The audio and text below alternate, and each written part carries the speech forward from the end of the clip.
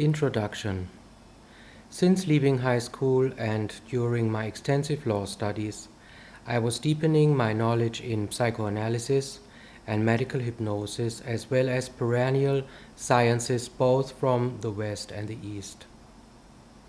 My law studies and work as a legal researcher taught me that so-called scientific knowledge is often a mere formula for manipulating opinion by invoking established research or scientific authorities.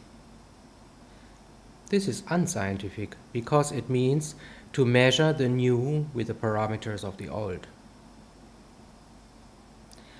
Only much later, and inter alia through the writings of Edward de Bono and Jiddu Krishnamurti, became I aware that this form of reductionism is inherent in the functioning of the brain and the way perception works.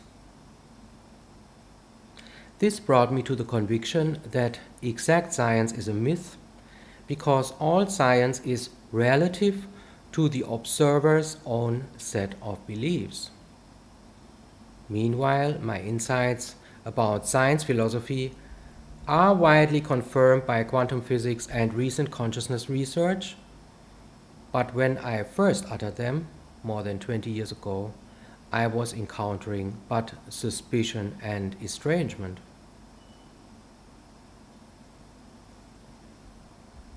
What I learned from this is that instead of accumulating knowledge, we should always check if new knowledge we acquire resonates within ourselves and thus confirms our own intuition and sense of truth. For only then it is useful and reinforces our own higher intelligence. There is no knowledge outside of this source, and all knowledge is thus individual in the sense that not all truth is valid for all.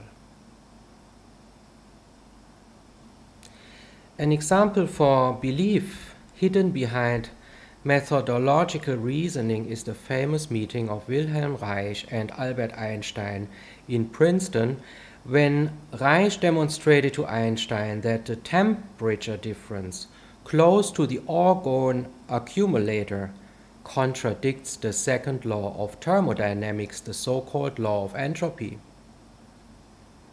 Einstein, reportedly dumbfounded on first sight, handed the matter over to his assistant, and Reich got to hear that for methodological reasons, the experiment could not be reproduced under the same conditions as during the demonstration. In other cases, when Reich showed the Bion reactions in burned sand, he was told that air germs were causing the living cell structure in the burnt sand molecules. The air germs theory was a methodological trick that did exactly what the Church Committee did a few centuries earlier in order to not see the Jupiter moons through Galileo Galilei's telescope. This is how mainstream science works. On beliefs that elegantly are veiled by methodological considerations. Through further study over more than 20 years, I became convinced that an alternative science and life paradigm always existed, only that our science patriarchy relegated it to the underground and officially denied it. And I also found amazing parallels between this alternative science and life paradigm deeply hidden within dominator cultures on one hand, and science and life paradigms of tribal peoples or scientific native religions, such as the Huna religion from Hawaii on the other.